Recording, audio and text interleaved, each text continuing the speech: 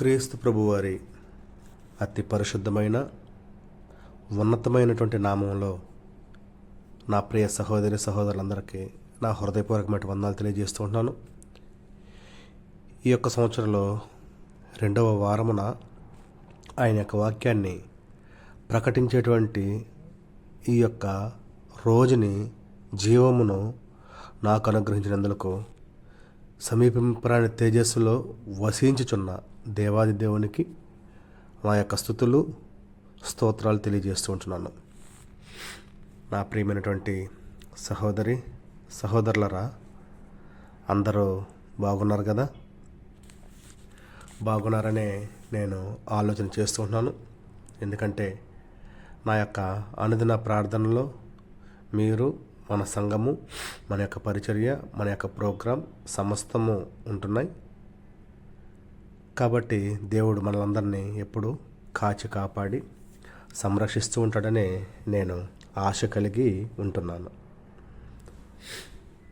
నా ప్రియమైనటువంటి సహోదరి సహోదరులారా, గడిచిన వారంలో మనం ఆలోచన చేసాం. దేవుడు దినమును సంవత్సరమును మనకు ఎందుకు అనుగ్రహించాడు అనేటువంటి విషయాన్ని ఆలోచన చేసాం. ఆలోచన చేస్తూ చివరిలో మనం ఎక్కడ ముగించామంటే, మన తండ్రి అయినటువంటి దేవుని ద్వారా ఈ యొక్క లోకానికి వచ్చినటువంటి క్రీస్తు ప్రభువారు తన యొక్క శిష్యులతో మాట్లాడినటువంటి మాటలో మత్తయి సువార్త 28వ అధ్యాయం 19వ వచనంలో ఏం మాట్లాడాడు? సమస్త జనులను నా శిష్యులుగా చేయుడి అనేటువంటి మాటను మాట్లాడాడు. ప్రభువారు చనిపోయి సమాధి చేయబడి తిరిగి లేచిన తర్వాత మనం ఆ యొక్క విషయాన్ని జ్ఞాపకం చేసుకుని ముగించాం. ఈ సంవత్సరంలో మనము క్రొత్తదిగా ఆలోచన చేయవలసినటువంటి విషయము, అదేవిధంగా ఈ సంవత్సరంలో మనము అనేక మందికి దేవుని యొక్క వాక్యాన్ని ప్రకటించాలి అనేటువంటిదే. వాక్యాన్ని ప్రకటించాలంటే సువార్తను ఈ యొక్క లోకానికి ప్రకటించాలి. లోకానికంటే భూమి యొక్క ప్రారంభం నుంచి చివరి భాగం వరకు కాదు. ఎందుకంటే మన పరిధి దేవుడు మనకు అంత ఇవ్వలేదు.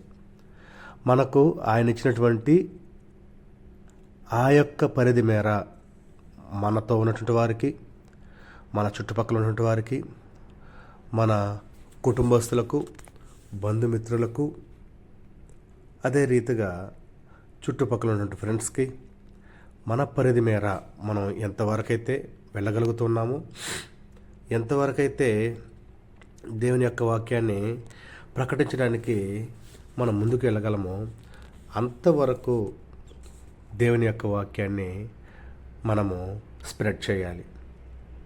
దీనినే సువార్త ప్రకటించడం అంటారు.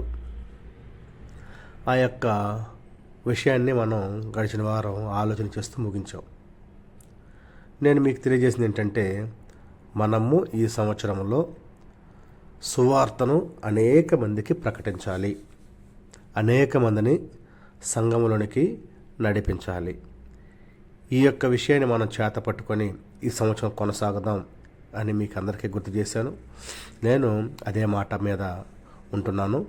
దానిని గూర్చే ఈ వారం కూడా మనం ఆలోచించేద్దాం. ఈ వారమే కాదండి, రాబోయేటువంటి అనేక వారాల్లో ఈ యొక్క సువార్త మీదే మనం ఆలోచన చేద్దాం. అంటే అసలు సువార్త అంటే ఏంటి, సువార్త యొక్క ముఖ్య ఉద్దేశం ఏంటి, ఎందుకు ప్రకటించాలి, ఎవరో ప్రకటించారు, ప్రకటిస్తే ఏం జరిగింది, ఈ యొక్క విషయాలన్నింటినీ మనం ఒక్కొక్క వారం కంప్లీట్గా ఆలోచించేద్దాం పరిశుద్ధ గ్రంథం నుంచి.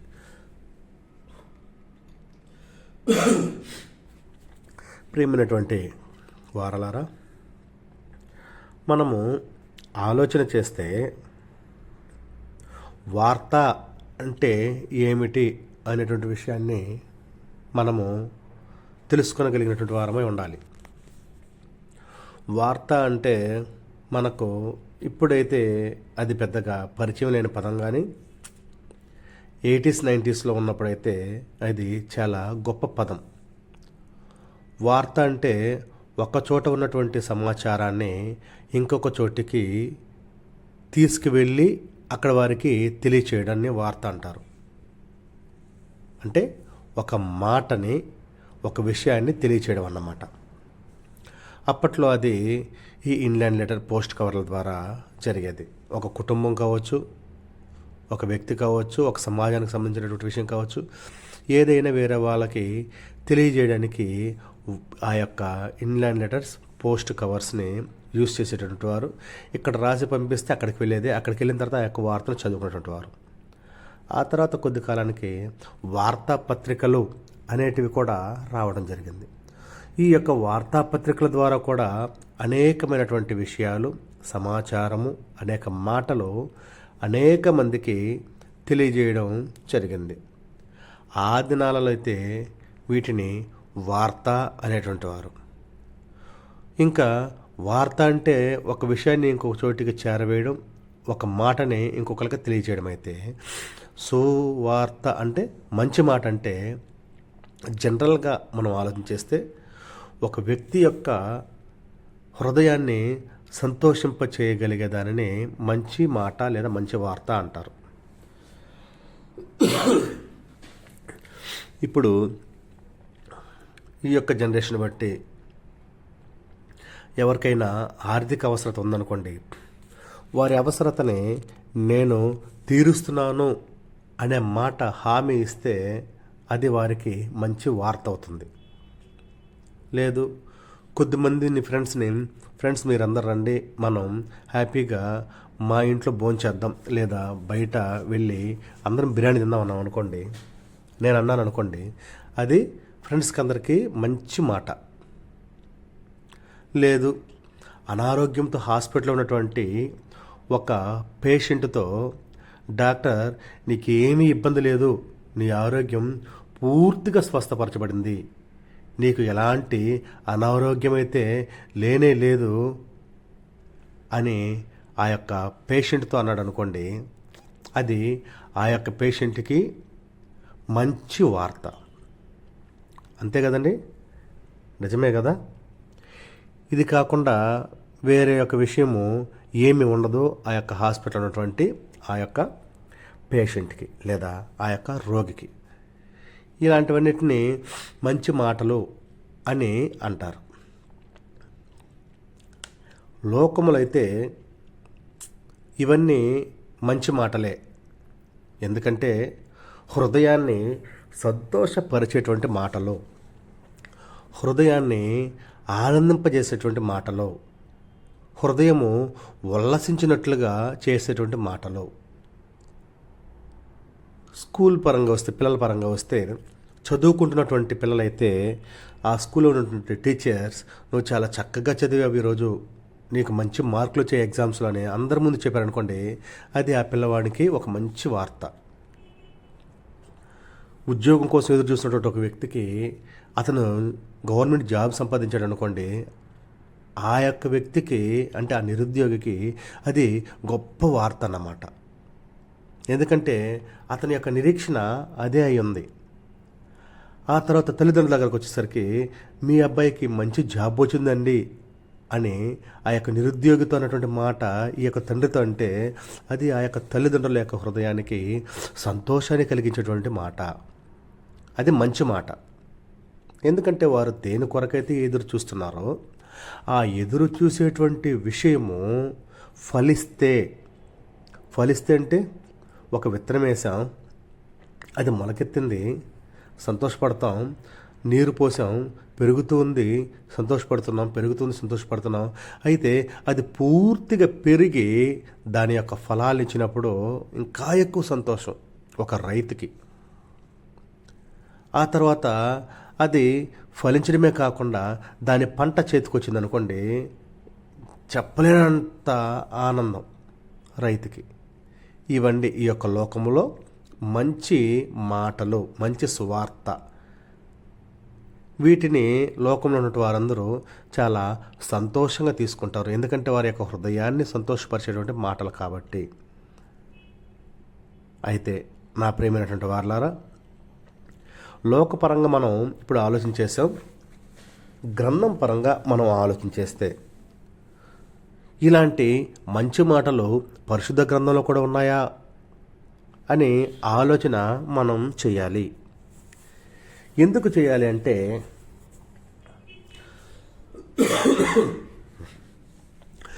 సువార్త ప్రకటించేటువంటి మనము ఈ యొక్క విషయాల్ని అన్నిటినీ తెలుసుకోవాల్సినటువంటి అవసరత ఉంది. కాబట్టి మనము వీటన్నిటిని గురించి ఆలోచన చేయాలి. క్షమించండి, ఆరోగ్యం ఇంకా కుదుటపడలేదు, దానివల్ల కొంచెం డిస్టర్బెన్స్గా ఉంది. ప్రియమైనటువంటి వారలారా, మీరందరూ చక్కగా వింటున్నారు కదండి. వింటున్నారనే నేను అనుకుంటూ ఉన్నాను. ఎందుకంటే మనం ఈ సమయమందు ఇక్కడ కలుసుకున్నది దేవుని యొక్క వాక్యాన్ని నేర్చుకోవడానికి. మనకు చక్కటి ప్లాట్ఫామ్ ఇవ్వబడింది, ఇగ్నైట్ రేడియో ప్రోగ్రాం. దాని ద్వారా మనం దేవుని యొక్క వాక్యాన్ని నేర్చుకుంటున్నాం. కాబట్టి అందరూ శ్రద్ధతో వినాలని, వినడం మాత్రమే కాకుండా నేను తెలియజేసే యొక్క మాటలు గ్రంథములో ఉన్నాయా లేవా అనేటువంటి విషయాన్ని కూడా మీరు పరిశీలన చేయాలని ప్రేమతో కోరుతున్నాను. పరిశీలన చేయండి, చేస్తారని కూడా నేను ఆశపడుతూ ఉంటున్నాను. మీకు అందరికీ వందనాలు తెలియజేస్తూ ఉంటున్నాను. వాక్యంలోనికి వెళ్దాం.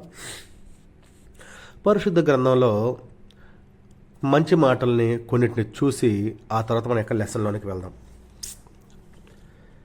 ప్రియమైనటువంటి నా సహోదరులారా, మన దేవుడు మనతో ఆనాడు మొదటి శతాబ్దపు క్రైస్తవులకు ముందు ఉన్నటువంటి పితరులు ఎవరైతే ఉన్నారో వారితో అనేక సందర్భాల్లో దేవదూతల ద్వారా మాట్లాడినట్టుగా మనం చూస్తూ ఉంటున్నాం. దేవదూతల ద్వారా ఆయన మాట్లాడి, భయపడకము, నేను నీకు తోడై ఉన్నాను అని ఒక వ్యక్తి తన్నాడు అనుకోండి.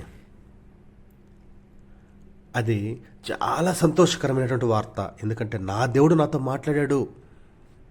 సంతోషమే కదండి.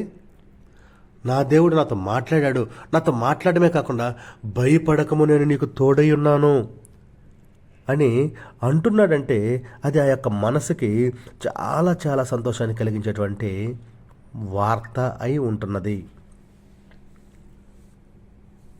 అంతేకాకుండా నేను నా యొక్క వెలుగుని నీ మీద కుమ్మరిస్తున్నాను అని దేవుడు అన్నాడు అనుకోండి. సంతోషకరమైన వార్త కాదండి అది? చాలా సంతోషకరమైన వార్త. ఎందుకంటే దేవుడే మనతో అంటున్నాడు కదా, నా యొక్క వెలుగుని నీ మీద కుమ్మరిస్తాను. చాలా సంతోషం వేస్తుంది, మనకు ఆనందం కూడా వేస్తుంది. మరొక సందర్భాల్లో మనం ఆలోచన చేస్తే, ఇప్పుడు పరిశుద్ధ గ్రంథం ఒక వ్యక్తి లేదా సహోదరుడు ఒక తప్పు చేస్తే లేదా ఒక పొరపాటు చేస్తే నువ్వు క్షమించాలి అని గ్రంథం చెప్తుంది.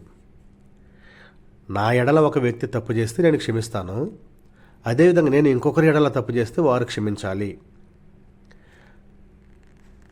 ఈ యొక్క విషయాన్ని ఎప్పటి వరకు క్షమించాలంటే 7 సార్లు మట్టుకు కాదు, 7 ఏళ్ల మట్టుకు కాదు, 70 ఏళ్ల మట్టుకు అని చెప్పడం జరిగింది. అనేక మందికి ఈ యొక్క విషయము సంతోషాన్ని కలిగిస్తుంది. ఎందుకంటే నేను తప్పు చేశాను, ఒక పొరపాటు చేశాను, నా సహోదరుని క్షమిస్తున్నాడు, లేదా నా సహోదరుడు నేను ఒక పొరపాటు చేసిన ఒక తప్పు చేశాను, అది నా సహోదరుడు నన్ను క్షమిస్తున్నాడు. ఇది సంతోషకరమైనటువంటి వార్త. మరలా నేను అలాంటి తప్పు చేయకూడదు. నా సహోదరి ఎడల, నా సహోదరుల ఎడల, లేదా కుటుంబం ఎడల, సంఘం ఎడల మళ్ళీ అలాంటి పొరపాటుని నేను జరిగించకూడదు. ఇది కూడా సంతోషంతో కూడుకున్నటువంటి విషయమే. దేవుడు ప్రయాసపడి భారం మోసుకున్న సమస్త జిల్లాలు నా దగ్గరకు రండి, నేను మీకు విశ్రాంతి కలుగు చేస్తాను అంటున్నాడు. ఇది అక్షరార్థంగా ఆలోచన చేస్తే ఇది కూడా సంతోషమే.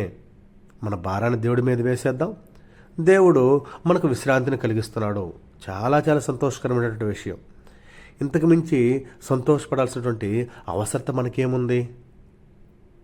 అంతే కదండి నా ప్రియమైనటువంటి సహోదరి సహోదరులారా.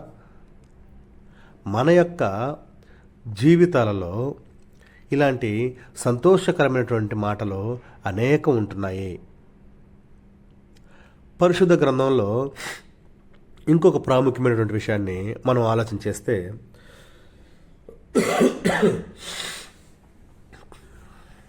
యేసుక్రీస్తు ప్రభువారి పుట్టినటువంటి విధానము మనకు తెలుసు. ఆ యొక్క పరిస్థితిలో కన్యక గారికి, యేసేపు గారికి కలిగినటువంటి మానసిక క్షోభ తెలుసు. అయితే దైవ కుమారుడే నా కుమారుడుగా పుడుతున్నాడు అనేటువంటి ఆనందము వారికి గొప్ప సంతోషాన్ని ఇచ్చింది. దేవదూత మాట్లాడినప్పుడు యేసేపు గారితో ఆయన చాలా సంతోషపడ్డాడు. అంతకుముందు గందరగోళంలో ఉన్నప్పటికీ ఆయన ఆ తరువాత సంతోషపడ్డాడు. ఓహో, దైవ కుమారుడిని నా కుమారుడు కలిగి ఉంటున్నానా. మరియమ్మ కూడా సంతోషపడింది.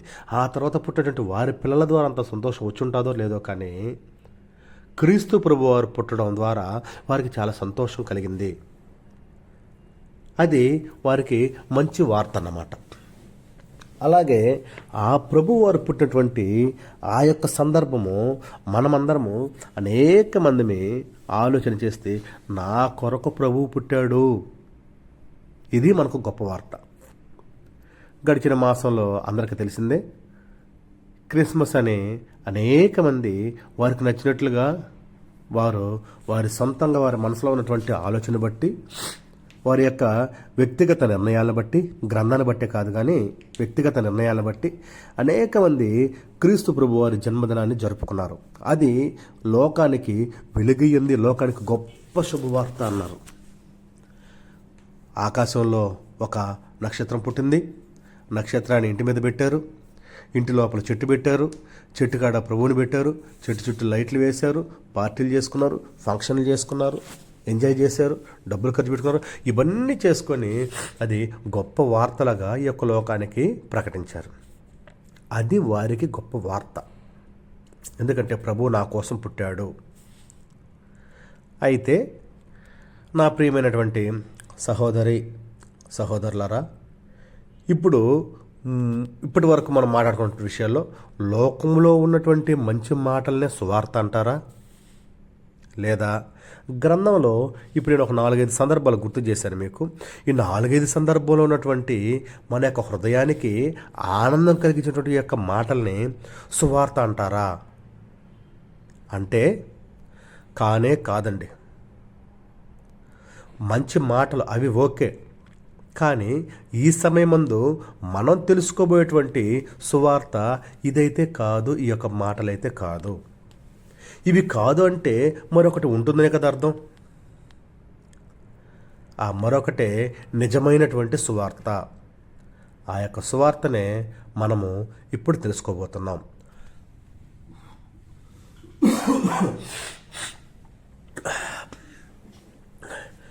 ప్రియమైనటువంటి నా సహోదరి సహోదరులారా, సువార్త అనగానేమి అనేది మనకు ఈరోజుటి లెసన్. సువార్త అనగానేమి అనే దానికంటే ముందు అసలు ఈ సువార్త అనే పదం ఎలా వచ్చింది అనేటువంటి విషయాన్ని మనం ఆలోచన చేద్దాం. గ్రీకులో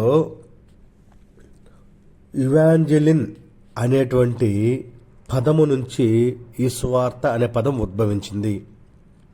ఇవాంజెలిన్ స్పెల్లింగ్ చెప్తాను చూడండి, EUANGLION, ఇవాంజెలిన్.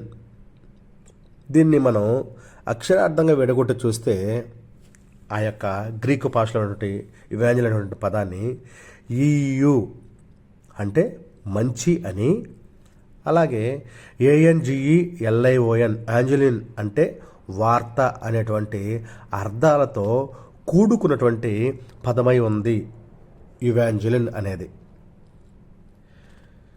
మన యొక్క అనేక మంది క్రైస్తవులు కావచ్చు, మిషనరీలు కావచ్చు, పరిశుద్ధ గ్రంథాన్ని ఆ గ్రీకు భాషలో నుంచి మన భాషల్లోకి తర్జుమా చేసేటప్పుడు మొదటగా ఇంగ్లీష్లోనికి తర్జుమా చేసినప్పుడు ఆ యొక్క ఇవాంజలిన్ అనేటువంటి పదానికి సరిసమానటువంటి పదము ఏదిగా తీసుకున్నారంటే గాస్పల్ అనేటువంటి పదాన్ని వారు తీసుకోవడం జరిగింది. గ్రీక్లో ఉన్నటువంటి ఇవాంజలిన్ అనేటువంటి పదము ఇంగ్లీష్లోకి ట్రాన్స్లేట్ చేసేటప్పుడు గాస్పల్ అని తర్జుమా చేశారు. ఆ తరువాత ఆ యొక్క గాస్పల్ అనేటువంటి పదానికి సరి సమానమైనటువంటి పదము తెలుగులో ఏమై ఉందంటే మనం మాట్లాడుకున్నటువంటి మాట సువార్త అనే పదమై ఉంది. దానిని సువార్తగా వారు ఆ పదాన్ని తీసుకోవడం జరిగింది. ఓవరాల్గా చూస్తే గ్రీక్లో ఇవాంజలిన్ అంటారు, ఇంగ్లీష్లో గాస్పల్ అంటారు, తెలుగులో సువార్త అంటారు. ఇది ఈ విధంగా ఆ యొక్క గ్రీకులో ఉన్న పదము తెలుగులోనికి సువార్తగా రావడం జరిగింది. ఇది దాని యొక్క బ్యాక్గ్రౌండ్ అన్నమాట.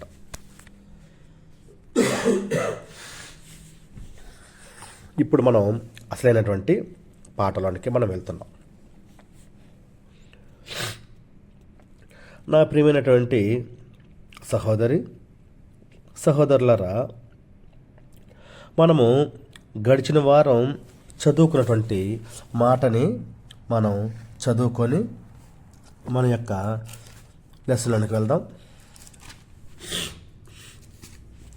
మత్తయి సువార్త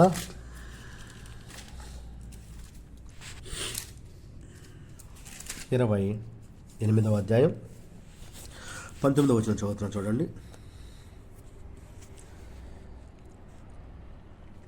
18 చదువుతా చూడండి. అయితే యేసు వారి ఎద్దకు వచ్చి, పరలోకమందును భూమి మీదను నాకు సర్వాధికారం ఇవ్వబడి ఉన్నది, కాబట్టి మీరు వెళ్ళి సమస్త జనులను శిష్యులనుగా చేడి, తండ్రి యొక్కయో కుమారుని యొక్కయో పరిశుద్ధాత్మ యొక్కయో నామములోనికి వారికి బాప్తిస్మమిచ్చుచు, నేను మీకు ఏ ఏ సంగతులను ఆజ్ఞాపించుతునో వాటినన్నింటినీ గైకొనవల్లని వారికి బోధించుడి. ఇదిగో నేను యుగ సమాప్తి వరకు సదాకాలం మీద కూడా ఉన్నానని వారితో చెప్పాను. ఈ యొక్క వాక్యం చదువుకొని గడిచిన వారం మనం ముగించాం. ఈ వారం ప్రారంభించుకుంటున్నాం. ప్రభువారు తన శిష్యులతో మాట్లాడుతూ ఉన్నటువంటి మాట డైరెక్ట్గా తండ్రి యొక్కయో కుమారుని యొక్కయో పరిశుద్ధాత్మ యొక్కయో నామములోనికి బాప్తిస్మం ఇయ్యండి.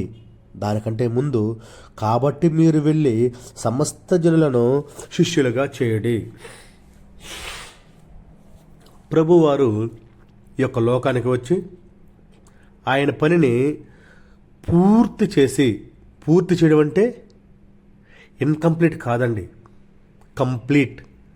కంప్లీట్గా పూర్తిగా సంపూర్తిగా పరలోకమందున్నటువంటి తండ్రి క్రీస్తు ప్రభు వారి ఎడల ఏ యొక్క ఆలోచన అయితే కలిగి ఉన్నారో, ఆయన యొక్క లోకానికి వచ్చి ఏదైతే చెయ్యాలని నిర్ణయించారో, వేటినైతే ప్రకటించాలని తెలియజేశారో, వేటినైతే జరిగించాలని తెలియజేశారో, వాటన్నిటినీ ప్రభువారు తూచా తప్పకుండా సంపూర్తి చేశారు, కంప్లీట్ చేశారు.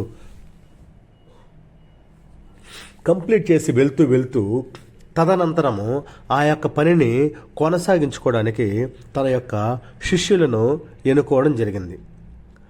ఆ యొక్క శిష్యులకి ఆయన వెళ్తూ ఇదిగో నేను చేసిన దాన్ని మీరు కొనసాగించండి అని చెప్పడం జరిగింది. అందులో భాగమే మీరు వెళ్ళి సమస్త జనులను శిష్యులుగా చేయండి అనడం. సమస్త జనులను శిష్యులుగా చేయాలంటే అది అంత ఆషామాషి అయినటువంటి విషయమైతే కాదండి. ఎందుకంటే వీరు వెళ్తే డైరెక్ట్గా అందరూ శిష్యులు అయిపోరు. అప్పుడు ఉన్నటువంటి పరిస్థితి ఏంటంటే, క్రీస్తు ప్రభు వారిని సిలువ వేసేటువంటి ఆ యొక్క సందర్భంలో ఆయనతో పాటు ఉన్నటువంటి శిష్యులు కావచ్చు, మొదటి శతాబ్దపు క్రైస్తవులు కావచ్చు, ఆయనను వెంబడించినటువంటి జనాంగము కావచ్చు, అనేక మంది చెదరగొట్టబడ్డారు, చెదిరిపోబడ్డారు. ఎందుకు చెదిరిపోయారంటే దైవ కుమారుడు అని చెప్పుకున్నటువంటి యేసుక్రీస్తు ప్రభువారినే సిలువేశారు. నేనే రాజుని అని చెప్పుకున్నటువంటి యేసుక్రీస్తు ప్రభువారికి కొరడా దెబ్బలు పడ్డాయి. ఆయనకే ముళ్ళ కిరీటం పెట్టారు. ఆయన యొక్క ముఖం మీద ఉమ్మి వేశారు. కాబట్టి నేను ఇక్కడుంటే నాకు అదే జరుగుతుంది, నన్ను చంపివేస్తారు అనే ఉద్దేశంతో అనేక మంది భయపడి పారిపోయారు. తరువాత అక్కడ నిలిచినటువంటి కొద్దిమంది ప్రభువారు వారికి తెలియజేశారు కాబట్టి దేవుని రాజ్యం వస్తుందనేటువంటి విషయము, అప్పటి వరకు మీరు యెరూషలేములోనే ఉండండి అని తెలియజేశారు కాబట్టి ఆ యొక్క నమ్మకంతో కొద్దిమంది శిష్యులు అక్కడ ఉన్నారు. వారు ఉన్నప్పటికీ భయముగానే ఉన్నారండి అందరూ. ఎందుకంటే ప్రభువారిని సిలువ వేసేశారు కాబట్టి. నా ప్రియమైనటువంటి నా సహోదరి సహోదరులారా, అలాంటి ఆ యొక్క సందర్భంలో మీరు వెళ్ళి సమస్త జనులను శిష్యులుగా చేయండి అంటే అది అంత ఆషామాషి విషయమా? అది అంత సింపుల్ విషయమా? అంత ఈజీ విషయమా? కానే కాదు. అప్పుడు ఉన్నటువంటి పరిస్థితిని బట్టి మనకు జనరల్గా మన ఏరియాలో కావచ్చు, మనం పనిచేసేటువంటి ప్రాంతంలో కావచ్చు, ఒక చిన్న ఇబ్బంది కలిగితే మరలా అక్కడికి వెళ్ళడానికి మనం చాలా సంకోచిస్తాం. లేదు, దారిలో బండిలో వెళ్తూ ఉంటే మనం సడన్గా ఒక దగ్గర స్కిడ్ అయి పడ్డాం అనుకోండి, ఇంకొకసారి అక్కడికి వెళ్ళేటప్పుడు కరెక్ట్గా అక్కడికి వెళ్ళడానికి ముందే మనకు ఒక రిమైండర్ లాగా పనిచేస్తానమాట మైండ్, అక్కడ నువ్వు పడ్డావు అని. ఒక టెన్షన్ వస్తుంది, ఒక భయం వస్తుంది, ఒక జాగ్రత్త కూడా వస్తుంది. ఎవరికైనా అంతేనండి. ఒక చోట ఇబ్బంది కలిగితే రెండోసారి అక్కడికి వెళ్ళేటప్పుడు కొంచెం ఇంకా ఎక్కువ ఇబ్బందిగానే అనిపిస్తుంది, ప్లస్ దాని నుంచి జాగ్రత్త కూడా పడతాం. శిష్యుల పరిస్థితి కూడా అదే. వారు చిన్న ఇబ్బంది కాదు. పేతురు గారు అయితే 3 సార్లు బొంకారు. ఆయన ఎవరో నాకు తెలియదు అనేటువంటి విషయాన్ని బహిర్గతంగా తెలియజేశాడు. మిగతా శిష్యుల పరిస్థితి కూడా అలాంటిదే అయి ఉండొచ్చు. అందరు చెదిరిపోయారు. ఆ సందర్భంలో ప్రభువారు చెప్తారంటే వారికి భయం వేసింది, వారు టెన్షన్ పడి ఉంటారు, వారు బాధపడి ఉంటారు, వారు ఆలోచన చేసి ఉంటారు. కానీ మనతో చెప్తున్నది ప్రభువారు కాబట్టి వారు ధైర్యంగా నిలబడి ఉంటారండి. ఎందుకంటే ప్రభువారే ధైర్యము, ప్రభువారే వెలుగు. దీన్ని కంప్లీట్గా మనం తర్వాత దీని యొక్క అర్థాన్ని మనం చూస్తే,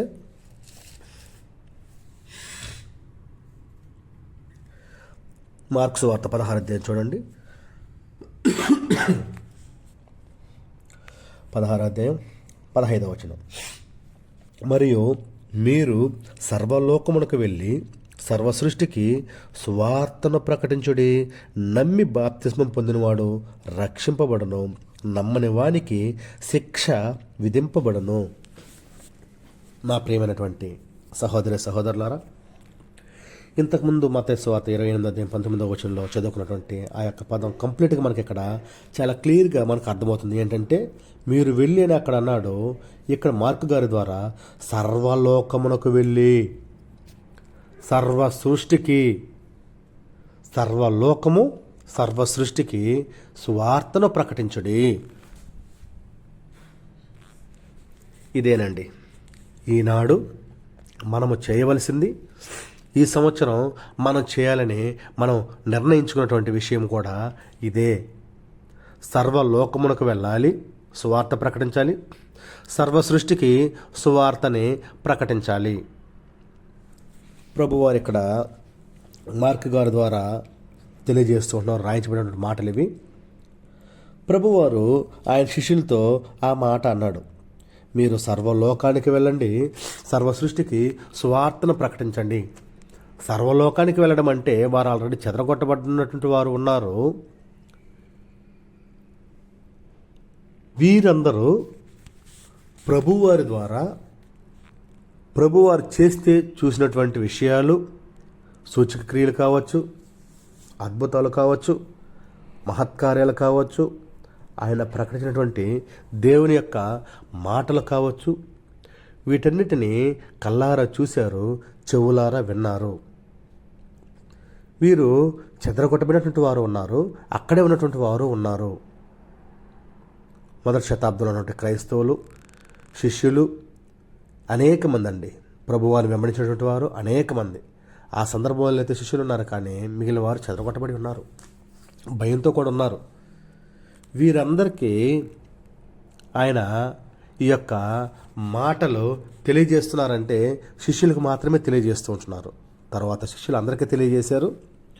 ఇప్పుడు ఆ మాట వారితో అన్నప్పుడు, సర్వలోకానికి వెళ్ళి సర్వ సృష్టికి సువార్తను ప్రకటించండి మీరు అని అన్నప్పుడు వారు సంతోషంతో దాన్ని తీసుకోవడం జరిగింది.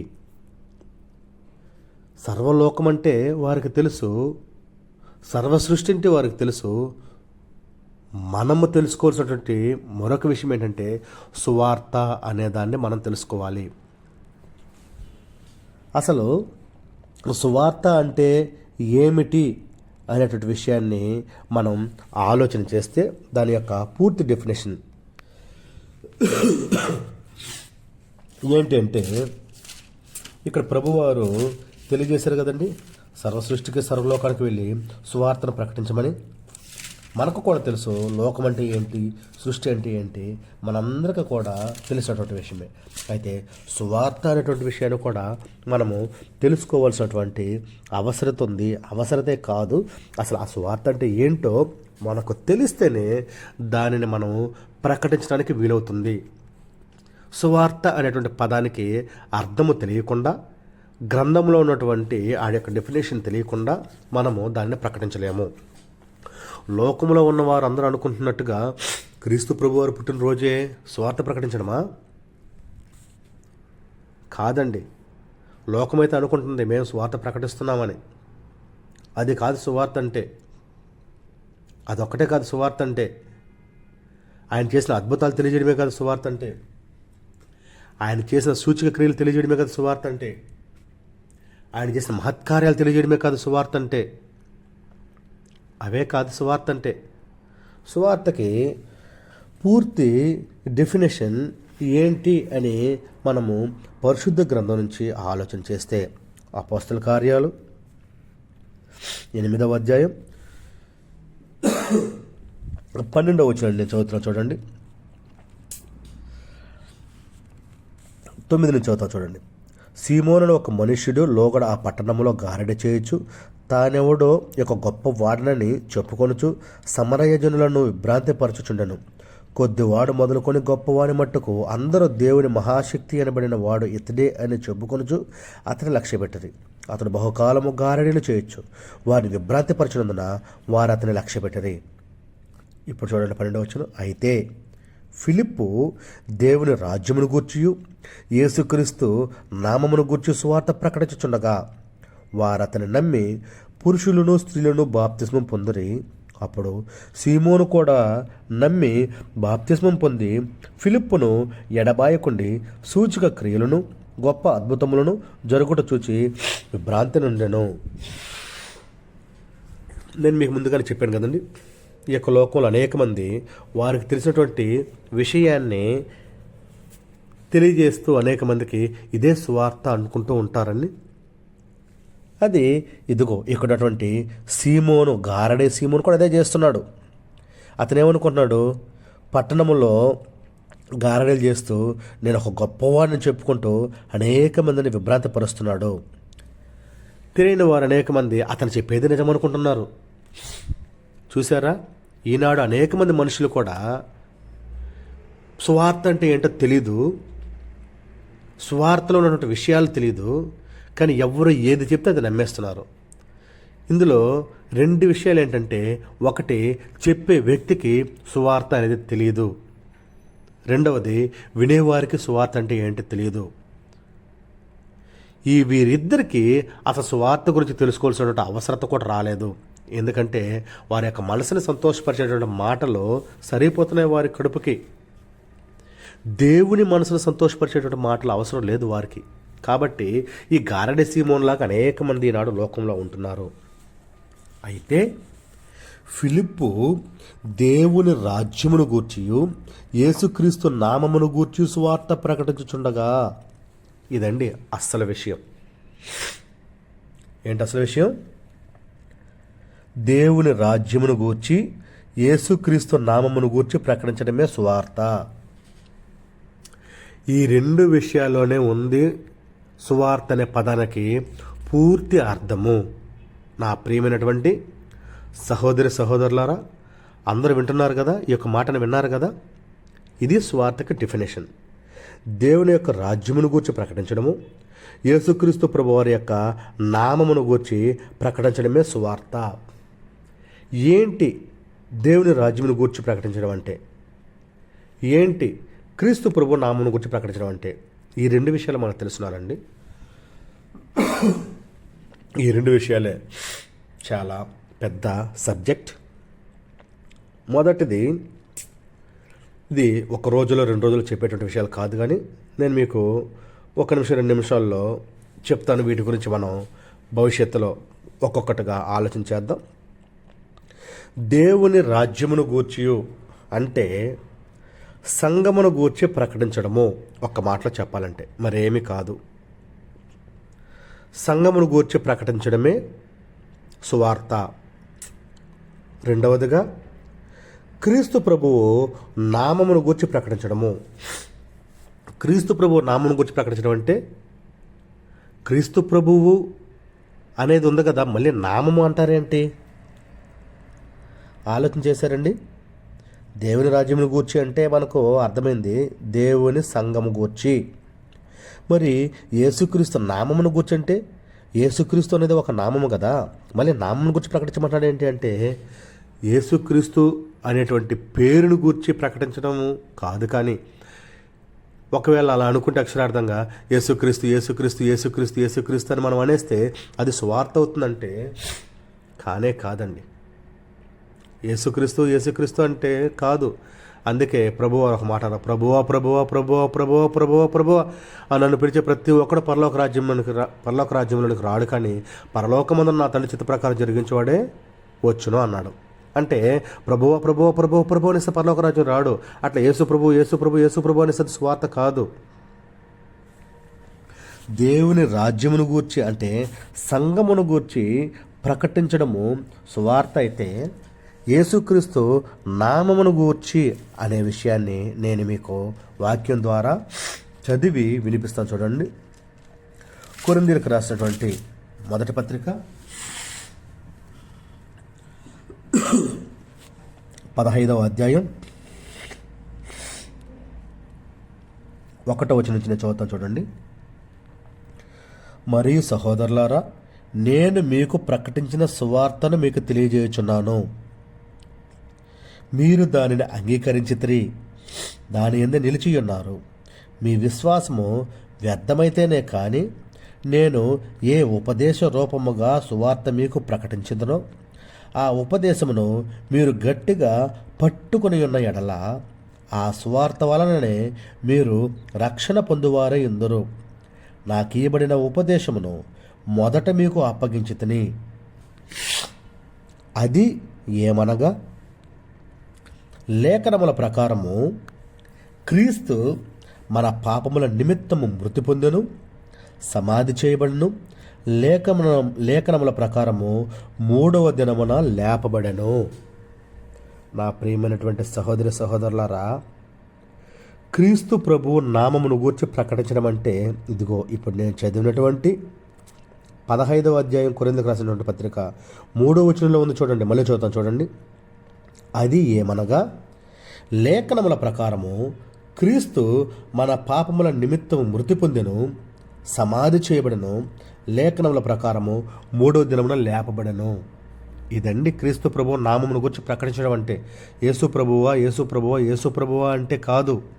ఇదిగో, ఎవరైతే మన రక్షకుడు సర్వోన్నతుడైనటువంటి దేవుని కుమారుడైనటువంటి క్రీస్తు ప్రభు వారి యొక్క మరణము, సమాధి, పునరుత్థానాల గురించి ప్రకటిస్తారో దానినే సువార్త అంటారు. క్రీస్తు మన పాపాల నిమిత్తమే చనిపోయాడు అని ప్రకటించాలి. క్రీస్తు మన పాపాల నిమిత్తమే సమాధి చేయబడ్డాడని ప్రకటించాలి. క్రీస్తు ప్రభువు మన పాపాల నిమిత్తమే 3వ దినాన లేచాడు అనేటువంటి విషయాన్ని కూడా ప్రకటించాలి. వీటన్నిటిని కలిపితేనే స్వార్థ అవుతుంది తప్ప ఇవి కాకుండా అంటే దేవుని రాజ్యమును గూర్చి కాకుండా, మన పాపాల నిమిత్తం యేసుప్రభు వారు చనిపోయారు, సమాధి చేయబడ్డారు, తిరిగి లేచారు అనేటువంటి ఈ విషయాలు కాకుండా ఇంకా వేరేది ఏదైనా ప్రకటించినది సువార్త కాదండి.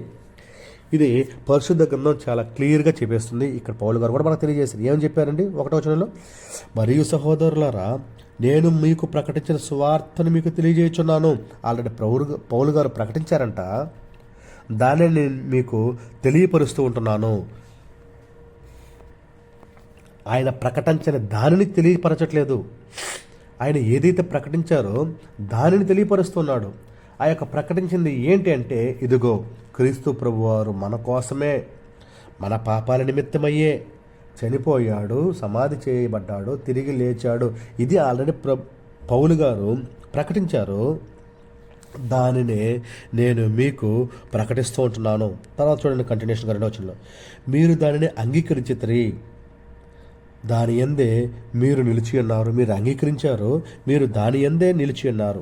మీ విశ్వాసం అర్థమైతేనే కానీ నేను ఏ ఉపదేశ రూపముగా సువార్త మీకు ప్రకటించుతానో ఆ ఉపదేశమును మీరు గట్టిగా పట్టుకుని ఎడల ఆ సువార్త వలన మీరు రక్షణ పొందువారై ఉన్నారు. నేను మీకు ఏ ఉపదేశ క్రమాన్ని నేను మీకు ప్రకటించుతానో దాన్ని మీరు గట్టిగా పట్టుకుని ఉంటే దానివల్ల మీరు రక్షణ పొందుతారు. ఇక్కడ మరొక విషయాన్ని మీరు గమనించారండి. సువార్తని ప్రకటిస్తే ఒక వ్యక్తి, సువార్తని వింటే మరొక వ్యక్తి, జరిగేటువంటి ఫలితము కూడా ఇక్కడ మనకు పౌలు గారు చాలా క్లియర్గా సింపుల్గా చెప్పేశారండి. ఏంటి అంటే, రక్షణ పొందుదురు. దీనికోసమేనండి మనము ఈ యొక్క లోకంలో మన ప్రయాసం మొత్తం, ఇంకా వేరే దానికోసం కానే కాదు. నేను మీకు ప్రకటించిన సువార్త తప్ప వేరే సువార్తని మీ దగ్గరికి ఎవరు తీసుకొచ్చినా మీరు దాన్ని నమ్మబాకండి, దాని దగ్గరికి మీరు వెళ్ళబాకండి, ఆ యొక్క మాటలకు మీరు లోబడబాకండి, వాటిని మీరు అంగీకరించబాకండి. ఒకవేళ అంగీకరిస్తే ఎవరైనా సరే వాళ్ళు శాపగ్రస్తులు అవుతారు, ఎవరైనా సరే దేవునికి వ్యతిరేక అవుతారని కూడా ప్రభువారు పౌలు గారు ఒక సందర్భంలో తెలియజేయడం జరిగింది. అదే ఈనాడు లోకం ఆలోచన చేయట్లేదు. ప్రియమైనటువంటి వారలారా, మనము స్వార్థని ప్రకటిస్తున్నామా లేదా వేరే దాన్ని ప్రకటిస్తున్నామా అనేటువంటి విషయాలు అనేక మంది ఆలోచన చేయట్లేదు.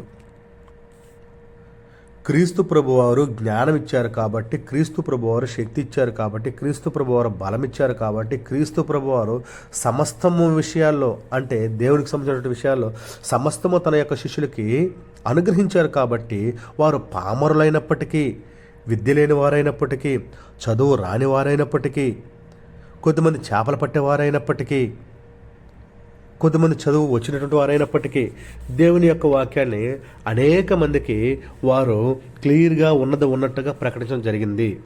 కానీ ఈనాడు దానిని దృష్టిలో పెట్టుకొని ఆనాడు చేపలు పట్టేటువంటి వారు, చదువురాని పామరులు దేవుని యొక్క వాక్యాన్ని ప్రకటించారు కదా, మేము కూడా చదువురాని వారమే, పామరులమే, మేము కూడా ప్రకటిస్తూ ఉన్నారు. మీరు ప్రకటిస్తూ ఉండడంలో తప్పు లేదు, కానీ ప్రకటించాల్సిందానే ప్రకటించాలి.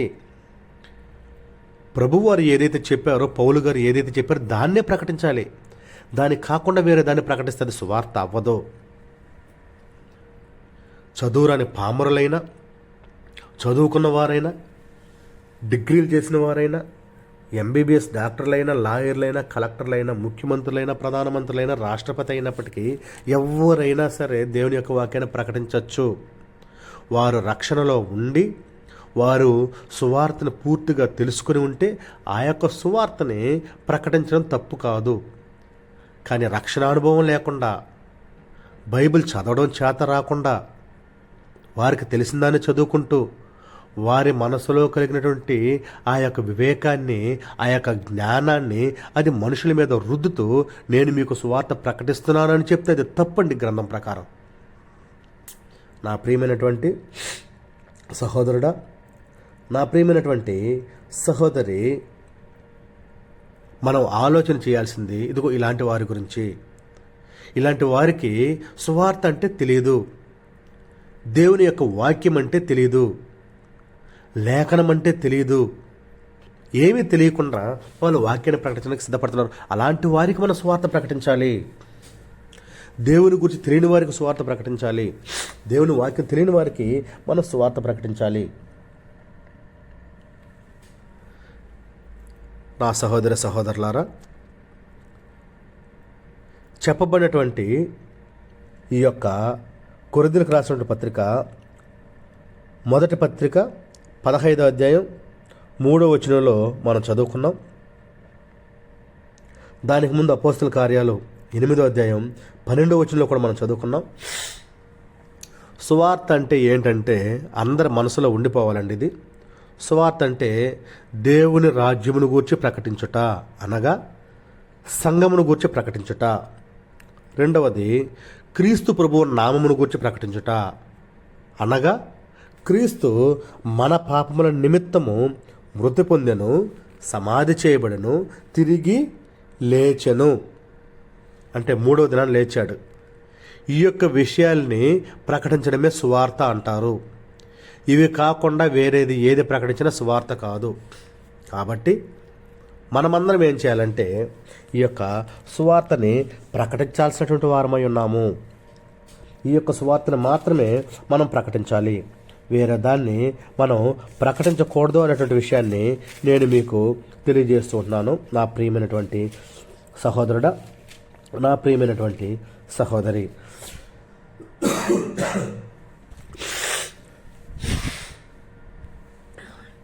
మనం ఒక వచనం చదువుకుందాం.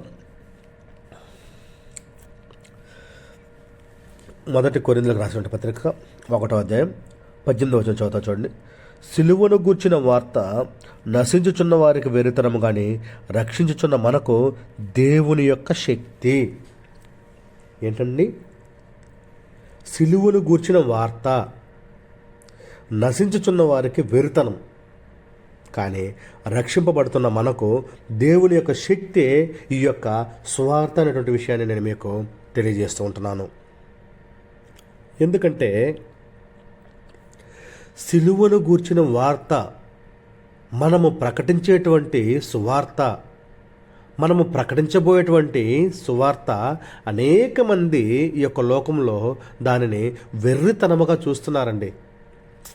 ఈనాడు క్రైస్తవుల్ని లోకంలో ఉన్నటువంటి మనుషులు చూసినంత కేర్లెస్గా, చీప్గా ఎవ్వరు చూడట్లేదు. ఏనాడు జరగలేదు. ఈనాడు ఈ దినాల్లో జరుగుతుంది.